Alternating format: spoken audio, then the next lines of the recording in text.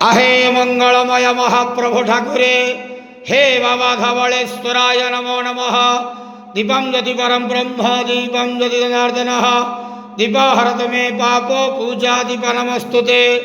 धवळेश्वर महाप्रभु संसार सुखी रखंतु समस्त श्रद्धालु भक्त मानक आश्रीपद करंतु मनस्कामना पूर्ण करंतु कर्म क्षेत्रोन्नति करंतु ग्रह रिष्ट खंडन करंतु जगतर मंगल करंतु विश्वर कल्याण करंतु आपणकर नाम विख्यात करंतु सेवकर डाक श्रवण करंतु समस्त गुआवसा भक्त मानकर मनस्कामना पूर्ण करंतु। महाप्रभु धवळेश्वराय नमो नमः।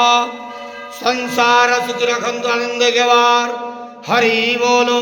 आज शुभ मंगलवार रे समस्त श्रद्धालु भक्त मानकर मंगल करंतु आनंद गेवार हरि बोलो।